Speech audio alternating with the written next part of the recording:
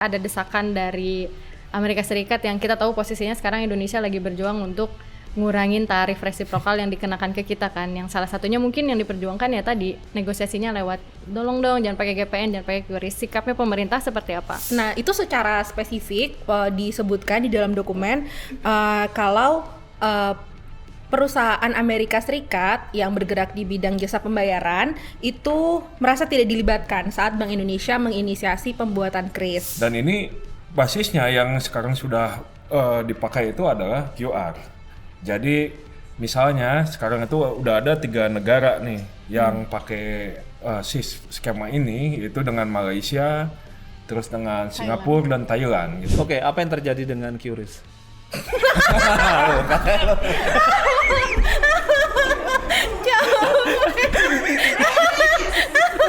Oh iya, Chris ya.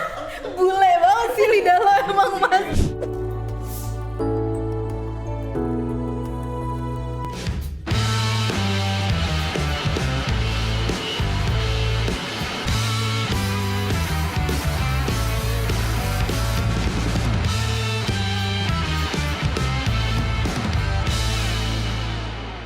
Hai, balik lagi di Jelasin Dong bersama Vinda Florentin. Dan saya Herul Anam. Saya Goida Rahma. Dan saya Mamang Cesar.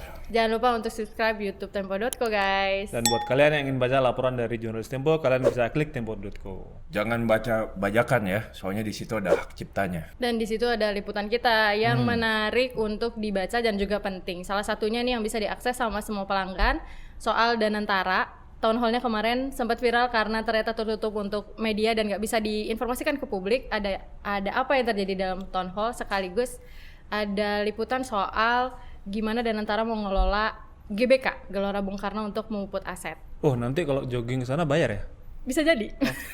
Kalau di premium kita punya liputan apa? Nah, di premium harian ini ada gejolak di industri retail ya. Kita punya berita laporan mengenai banyaknya retail yang tutup nih. Kenapa penyebabnya? Bisa baca di situ.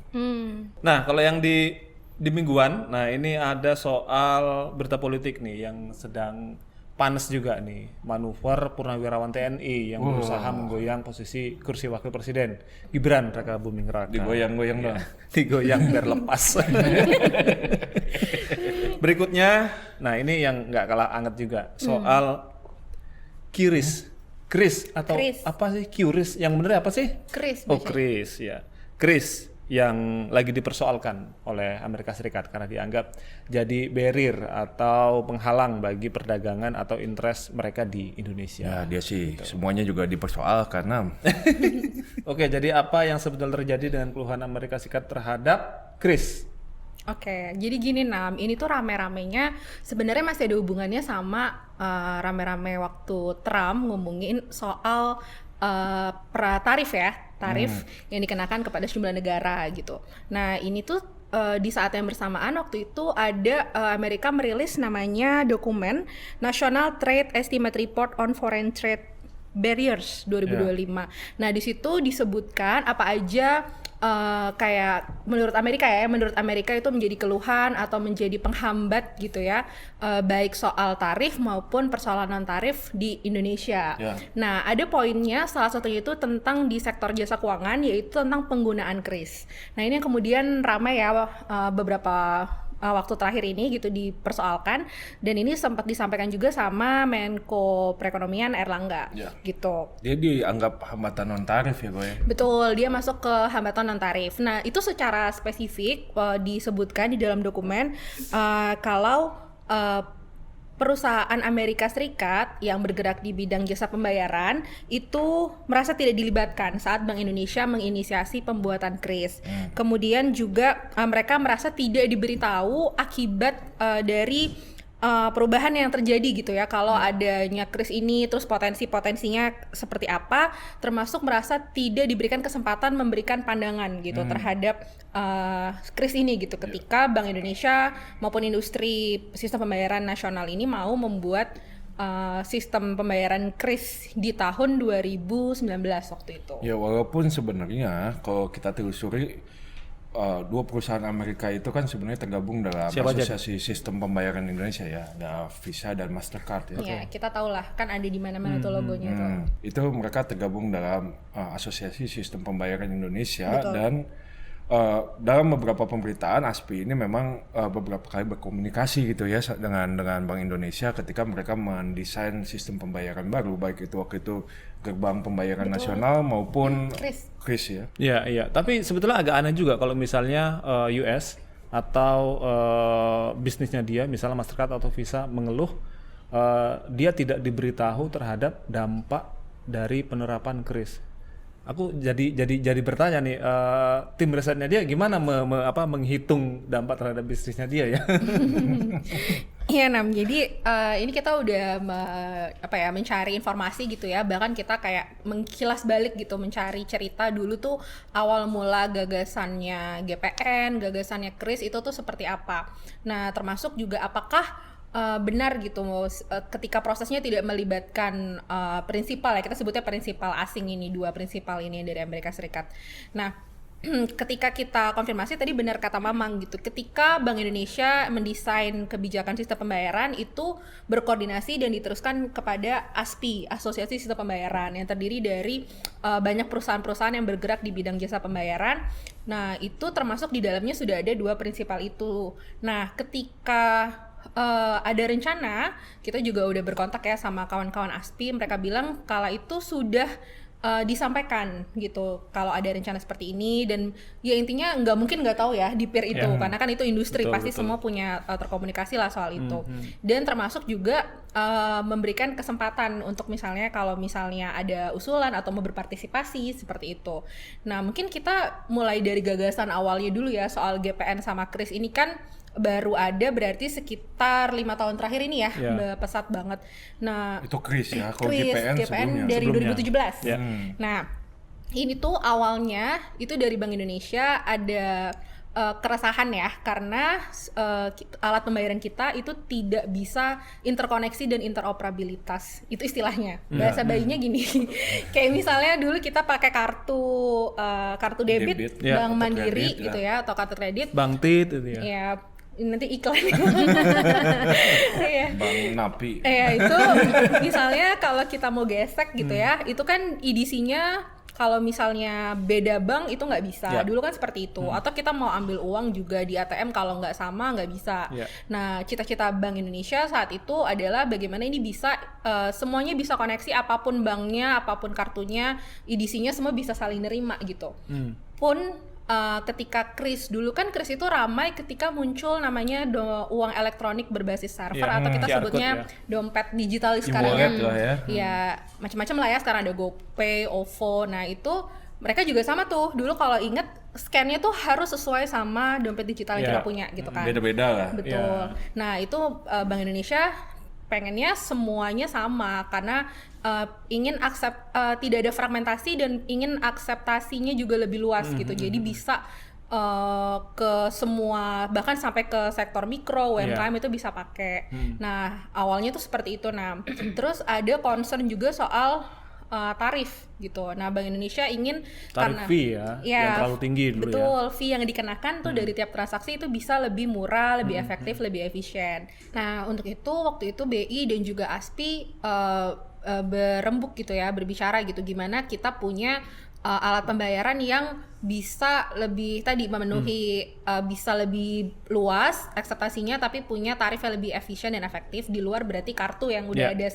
Sehingga yang waktu itu muncul adalah inisiatif QR gitu, berbasis QR yang cukup pakai handphone aja gitu. Ini kenapa akhirnya dipilih pakai QR code yang bisa diakses HP? Karena saat itu pertimbangannya salah satunya kalau menurut ASPI, masyarakat Indonesia itu sudah punya HP. Jadi karena penetrasi internetnya sudah tinggi, makin banyak orang yang pegang HP dan punya akses internet. Akhirnya dipilihlah atas alasan pragmatis pakai QR code karena akses HP-nya sudah bisa ditemukan di mana-mana, makanya bisa terjangkau ke seluruh masyarakat seperti sekarang.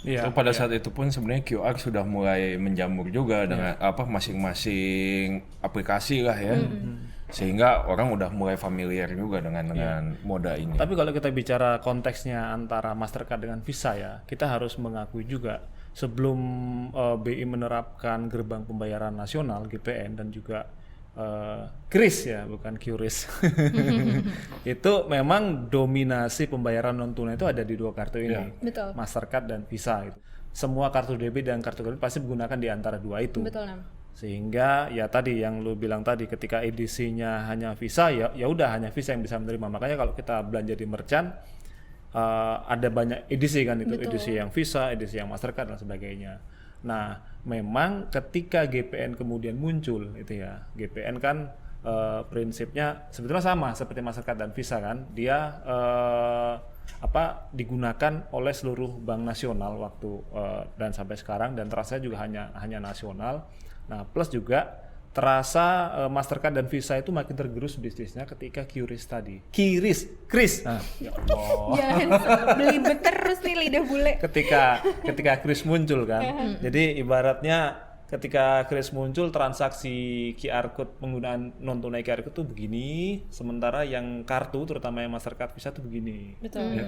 GPN pun termasuk yang relatif stagnan sih. Iya, karena orang ya, gua sendiri kalau misalnya mau belanja gitu lebih baik langsung pakai HP aja daripada pakai ngeluarin kartu segala kan. Betul, Nam. Gitu. Lu kayaknya dulu udah pernah nulis ya soal bagaimana kemunculan Kris dan kemudian pembayaran QR code itu membuat transaksi berbasis kartu turun kan? Iya, emang ada data kenaikan Kris, bukan QRIS.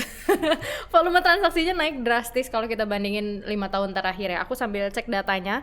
2024 itu udah ada 779 jutaan volume transaksi. Dibanding tahun sebelumnya aja naiknya udah 2 kali lipat, karena sebelumnya sekitar 300 jutaan. Itu menunjukkan kenapa mungkin Visa dan Mastercard tertarik atau merasa terganggu dengan kehadiran Ketinggalan kereta. Dari sisi nominal transaksi juga ada kenaikan. Di 2024 itu 82 triliun rupiah, dibandingin 2023 cuma 32 triliun rupiah. Karena penikmatnya, penggunanya, maksudnya merchantnya atau pedagang yang pakai QRIS sama kita juga penggunanya itu semakin banyak. Itu kenapa volume sama nilai transaksinya makin besar. Ya, walaupun kalau kita lihat secara tiket size atau ukuran transaksi, setiap transaksi itu nggak sebesar waktu pakai kartu kredit ya, atau misalnya kartu debit, karena memang ini targetnya tuh lebih ke jajan mikro ya, jadi menggantikan uang tunai gitu ya, waktu awal-awal dia diluncurkan itu. Oke, jadi dari sisi tiket size ya emangnya itu Kris itu cenderung rata-ratanya itu di kisaran 100.000 lah gitu penggunaannya setiap pemakaiannya.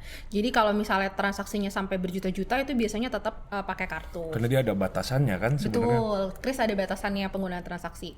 Nah ini mungkin sebagai gambaran juga ya, tadi kan kita udah nangkep nih gitu, karena Kris pertumbuhannya pesat gitu, ada yang merasa wah gitu terganggu gitu ya. Nah kalau misalnya dibandingkan memang ya secara data kita lihat alat pembayaran menggunakan kartu itu untuk kartu kredit itu dan kartu debit tadi dibandingkan Kris itu memang cukup jauh gitu nilai volume transaksinya ya, apalagi ya. Lebih gitu. besar Kris ya. Lebih besar Kris untuk volume transaksi gitu. Walaupun tadi tiket size secara nominal mungkin masih lebih besar kartu. Nah kalau kita bicara dulu itu ketika belum ada GPN, belum ada Kris, itu praktis 100% itu dipegang sama international principal ya. Ya, dua pemain betul, besar dua ini pemain kan. besar itu.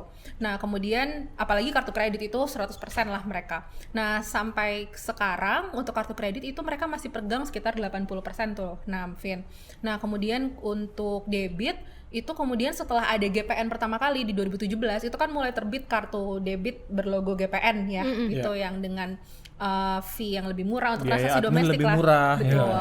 Jadi pilihan gitu. Jadi Ya. bukan berarti itu nggak boleh lagi, tapi jadi pilihan ke masyarakat. Terutama yang jarang ke luar negeri Betul, mungkin ya. untuk transaksi domestik itu bisa pakai GPN.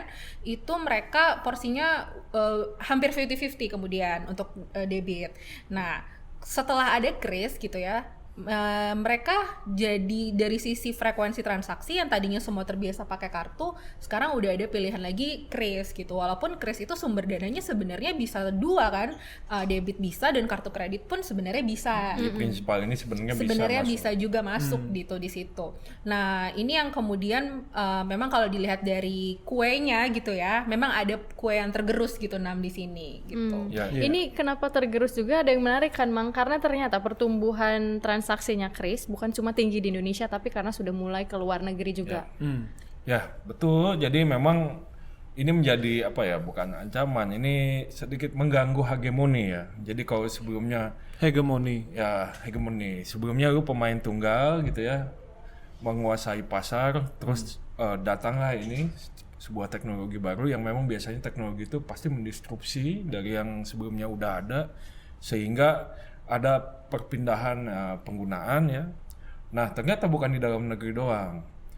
Indonesia kan memang sudah menjalin kerjasama ya, nota kesepakatan dengan beberapa negara untuk bisa ada transaksi dengan mata uang lokal ya. Itu supaya bisa antar negara ini, misalnya orang Indonesia ke luar negeri bisa pakai rupiah aja, bayarnya di kitanya ya, di usernya sebenarnya ada nanti di switch langsung ke mata uang asing kepada merchantnya di sana gitu ya. Dan sifatnya dua negara saja. Yang sebelumnya harus ke misalnya harus ke dolar dulu gitu ya. Ini jauh lebih mudah. Dan ini basisnya yang sekarang sudah dipakai itu adalah QR. Jadi misalnya sekarang itu udah ada 3 negara nih yang pakai skema ini, itu dengan Malaysia, terus dengan Singapura dan Thailand gitu. Ini 3 negara yang sudah live dan cukup banyak orang Indonesia yang ke sana. Transaksinya naiknya cukup signifikan, walaupun kalau dibandingkan dengan transaksi non kris ya masih jomblang ya, karena memang orang-orang yang ke luar negeri juga masih banyak yang pakai kartu juga gitu. Dan selain itu masih belum familiar dengan skema, misalnya orang merchant di Singapura tuh masih belum ngeh gitu bahwa orang Indonesia tuh bisa pakai scan QR pakai aplikasi Indonesia di sana gitu. Termasuk sebaliknya, orang luar nggak tahu nih kalau misalnya dia bisa pakai aplikasi yang sama dengan negara dia dipakai di Indonesia gitu, karena walaupun sudah disosialisasikan ya pada prakteknya di lapangan ini kurang gencar lah gitu. Sehingga kadang-kadang kalau mau ya coba-coba dulu bisa nggak gitu ya, untuk bisa mencoba. Lu kan ada pengalaman ya gue ya? Iya, waktu itu gue pernah ke Singapura, pengen jajan es krim waktu itu. Anak gue minta es krim. Di Orchard? Bukan, waktu itu di Lau Pasat. Waktu itu anak gue minta beli es krim. Nah ketika itu gue lihat tuh di pembayarannya di tempat kasirnya tuh ada pilihan scan QR pakai Nets Singapura gitu ya. Itu payment gateway-nya Singapura lah gitu ya, lembaga switchingnya gitu. Nah terus gue coba lah ya pakai aplikasi perbankan Indonesia pastinya gitu. Itu gue scan dan langsung tuh kelihatan sekian dolar, terus kayak terkonversi kursnya berapa hari itu, dan langsung udah bayar selesai langsung.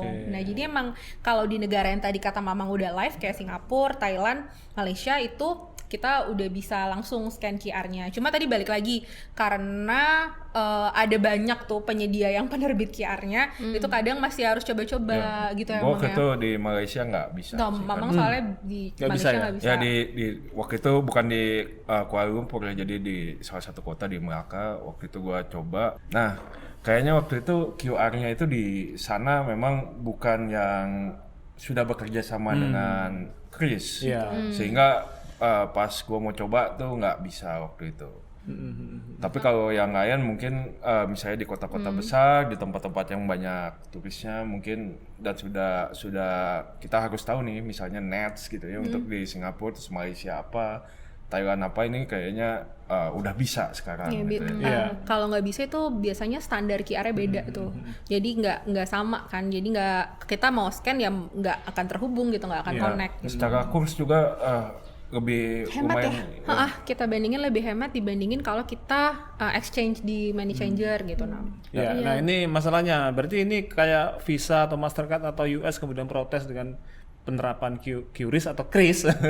Itu agak kanak-kanan juga, karena ya yang namanya teknologi kan dia nggak hanya soal supply ya, tapi soal demand juga. Masyarakat pengennya apa, cocoknya dengan apa. Dulu kalau kita masih ingat pernah ada, masih ada sih yang berbasis NFC. Dulu Telkomsel ya bikin T-Cash gitu kan. T-Cash. Nah kurang maju apa itu, tapi kan kemudian masyarakat ternyata lebih nyaman untuk pembayaran belanja dan lain-lain, lebih nyaman dengan KRIS kan, karena di KRIS nasabah atau konsumen kita tuh masih punya wewenang untuk memasukkan sandi dan lain-lain gitu. Jadi nggak hanya soal kalau yang T-Cash itu kan di tap bisa langsung keluar kan. Nah, sementara kalau yang Kris ini harus di-scan dulu, terus kita masukin PIN dan sebagainya sehingga keamanannya relatif Ya, berlapis. ini balik lagi ke kebiasaan masyarakat. Sementara juga sih. yang uang elektronik yang kartu Ya. itu kan dia lebih standar keamanannya lebih ini kan, nggak perlu sandi dan segala macam. Lebih rentan Jadi ya. memang ada segmen-segmen yang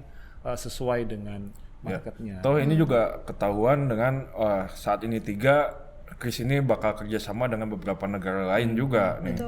Di catatan gua nih misalnya ya, Cina, India, Korea Selatan dan Jepang ya. Ada beberapa negara yang menurut sumber kita ini bakal mulai bisa live itu di tahun ini ya. Negara-negara tujuan turis Indonesia ya. Iya. Ya, dan sebaliknya ya, bukan hanya orang Indonesia yang keluar, tapi juga yang misalnya dari sana banyak ke Indonesia juga gitu. Jadi kan memang bisa dua arah ini. Iya, tapi kayaknya kalau terus Jepang kayaknya nggak perlu deh dia Kris karena lebih suka pegang cash gitu.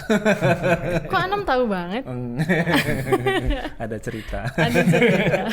Tapi tentu ini semua menunggu kesiapan infrastruktur di dua negara. Karena misalnya ya, salah satunya di Indonesia itu ada tantangan juga karena kita perusahaan switchingnya cukup banyak ya, Banyak. Ada 4. Ada 4 ya. Dan ini kalau misalnya kita mau kerjasama, artinya empat-empatnya ini harus terhubung dengan satu perusahaan di sana gitu. Rata-rata negara-negara lain tuh hanya ada satu perusahaan switching gitu. Oke, berarti sebetulnya secara kebijakan Mastercard atau Visa itu kan masih bisa bermain di sini kan. Hanya mungkin konsumen lokal Indonesia yang beralih gitu. Dan kenapa kemudian GPN jauh lebih efisien, murah, atau Kris bisa lebih diminati daripada? Iya, Nam. Jadi ini pertama kita harus tahu ya, karena mereka internasional prinsipal, mereka itu pakai standar internasional. Sementara Kris itu kan QR Indonesian Standard, itu pakai standar yang dimiliki oleh Bank Indonesia. Nah, kemudian jadi pemilik standarnya itu BI. BI nggak ngecharge lagi lah soal kepemilikan itu gitu kalau ketika dipakai. Itu satu. Kemudian dua, ada concern soal routing data. Routing data atau settlement transaksi, ketika transaksi gitu ya, pendudukan transaksinya, penyelesaian transaksinya. Bahasa bayi. Ya tadi ketika ada transaksi pembayaran A ke B itu kan ketika dibayar itu ketika ada perbedaan nih, misalnya satu bank A satu bank B, itu kan ada pihak ketiga nih yang menjadi settlement ya, mencatat, kemudian meneruskan yang semacam itu. Nah, itu tuh semua dilakukan di domestik. Sementara dulu ketika kita pakai Visa, Mastercard aja, itu ketika kita transaksinya di Indonesia, tapi itu semua settlementnya, transaksinya harus keluar dulu ke Amerika Serikat gitu. Nah, itulah kenapa juga yang membuat Kris, GPN itu lebih murah, karena tadi semua di dalam negeri gitu prosesnya. Jadi dari sisi routing, settlement data itu semua di Indonesia. Sehingga kalau misalnya kita bandingkan ketika dulu international principal itu ngasih charge namanya merchant discount rate itu ya, MDR, itu fee yang dikenakan itu mereka sekitar 2-3%. Sementara kalau Kris itu lebih murah, sekitar 0-0,7%, kemudian GPN juga sekitar hanya 1% aja. Nah, itu yang membuat kenapa sih kita bilang Kris, GPN itu lebih murah, lebih efisien gitu. Dan memang kalau kita bicara dunia digital ya, ini bukan cuman soal pasar yang tergerus nih kalau gue lihat ya, Mastercard dan Visa, tapi tadi yang kata Goida, ada data yang sebelumnya bisa di-acquire, bisa didapatkan dari misalnya kebiasaan transaksi di Indonesia dan lain-lain, sekarang udah nggak didapatkan lagi dengan berkurangnya penggunaan Mastercard dan Visa dan beralih ke GPN dan Kris ya. Jadi data konsumsi itu sekarang lebih banyak di Bank Indonesia gitu. Nah, terus gimana, karena kita udah tahu sebenarnya posisinya, keuntungan punya GPN, punya Kris buat Indonesia sendiri, sementara ada desakan dari Amerika Serikat yang kita tahu posisinya sekarang Indonesia lagi berjuang untuk ngurangin tarif resiprokal yang dikenakan ke kita kan, yang salah satunya mungkin yang diperjuangkan ya tadi negosiasinya lewat tolong dong jangan pakai GPN, jangan pakai QRIS. Sikapnya pemerintah seperti apa? Oke, jadi yang kami dapat ya informasinya soal GPN Kris ini tuh karena hitungannya non tarif barrier, jadi dia tuh belum masuk lah ya lebih tepatnya Dalam emang negosiasi. dalam proses negosiasi prioritas ini, kayak gitu. Jadi karena kita dapat info ketika di sana pun sebenarnya nggak ada desakan yang harus gimana gitu loh, kayak harus mendesak Indonesia menggunakan Kris yang masif atau gimana, itu nggak ada semacam itu gitu yang kami dapat infonya. Jadi Indonesia sekarang stance-nya ya masih wait and see. Kemudian sambil kan tim negosiasi juga masih di sana gitu ya. Sembari tetap ya kita berjalan gitu dengan kedaulatan sistem pembayaran kita gitu ya. Dengan Kris, dengan GPN gitu, Vin. Itu infonya dari Beberapa narasumber Iya. kita. Toh gaya narasumbernya Atau banyak. nanti baca di premium mingguan. Lengkap Baca di ya. laporan Tempo aja. Laporan Tempo. tapi memang kan waktu Erlangga dan timnya akan ke Amerika untuk bernegosiasi, mereka kan bikin semacam menu negosiasi.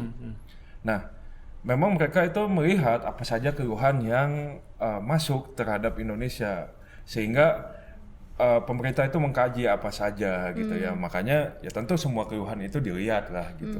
Walaupun berdasarkan informasi yang kita dapat dokumennya waktu itu ya, surat untuk permohonan negosiasi, kita tidak mendapati poin mengenai Kris di situ dan GPN.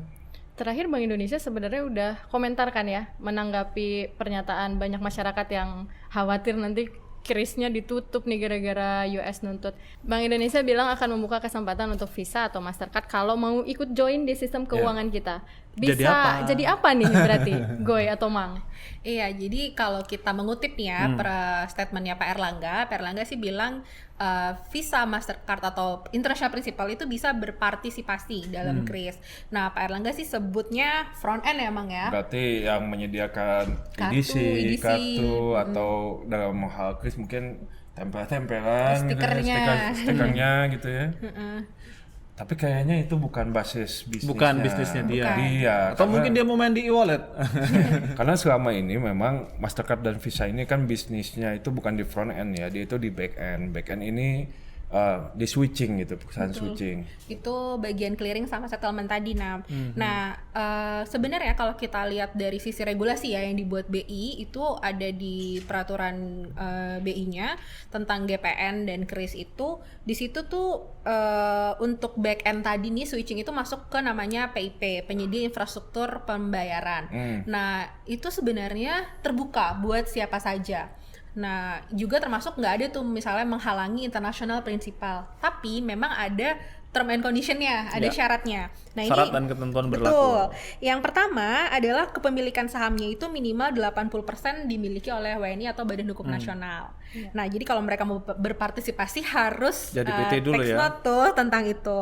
Yang kedua adalah mempertimbangkan soal tadi pusat Punya data, server itu Data centernya di sini. centernya harus ada di Indonesia. Itu syarat yang diberikan ketika ingin join tadi di Kris gitu ya. Tapi toh sekarang udah ada 4 ya. Ya udah ada 4. Kita dengar sih kalau misalnya terlalu banyak gitu ya, itu juga jadi kurang mulus, kurang seamless lah kalau misalnya kita mau ekspansi si Kris ini Ke gitu. luar negeri ya. Betul. Terus nanti apalagi kalau luar mau negeri. direlaksasi begitu misalnya, apakah yang aturan tadi akan dikendurin misalnya boleh entitas luar negeri yang ikut dan juga data centernya boleh di luar negeri begitu? Kalau dari informasi yang kita dapat gitu, stance-nya tetap sih karena kalau misalnya seperti itu ada relaksasi namanya kemunduran gitu ya, Mang ya, karena kita dari perjuangan dari sebelum ada GPN sampai sekarang itu kan tujuan utamanya selain tadi kemudahan tapi juga kemandirian ya, ada poin yang digarisbawahi sebenarnya kemandirian termasuk dari sisi data terutama gitu. Oke, tadi Bank Indonesia bilang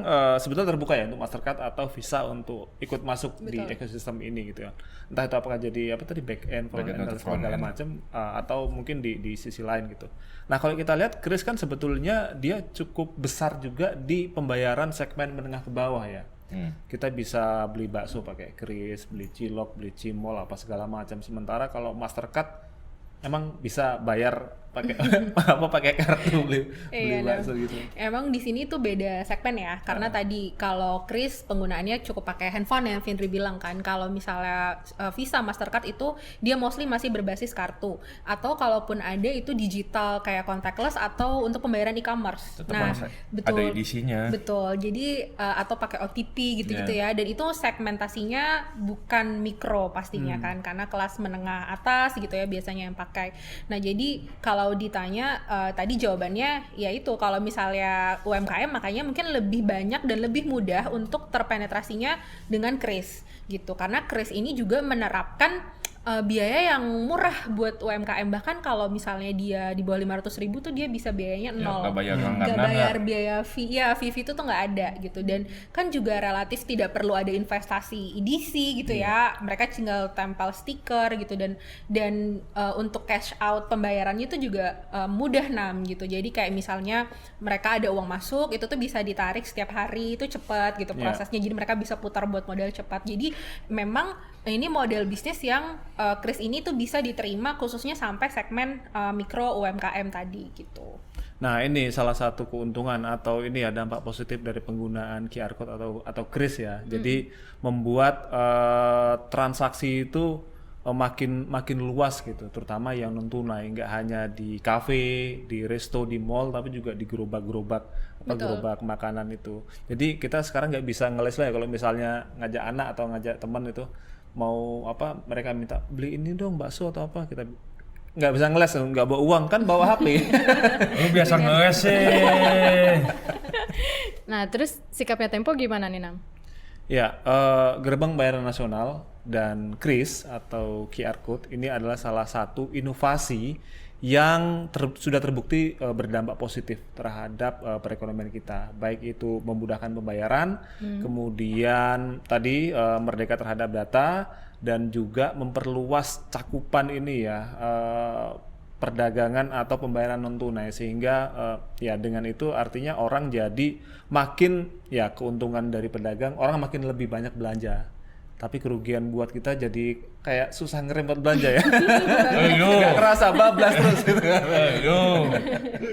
Ya, tapi inovasi ini dengan kebijakan yang sekarang layak untuk dipertahankan, dan ini jadi satu bentuk kedaulatan kita gitu kan. Dan ya US mau ngomong apa aja biarin aja, atau mereka merasa dirugikan dengan ini ya biarin aja. Salah mereka sendiri tidak bisa mengantisipasi dari perubahan zaman, betul. ya perubahan kebijakan kedaulatan kita gitu. Jadi ya ini kebijakan harus dilanjutkan dan tidak boleh ada revisi sedikit pun, apalagi kompromi hanya untuk mengejar supaya kita nggak kena tarif impor. Atau belum tentu juga kalau dituruti tarif impor kita tuh diturunkan ya. Iya. Tidak semua harus kita iakan.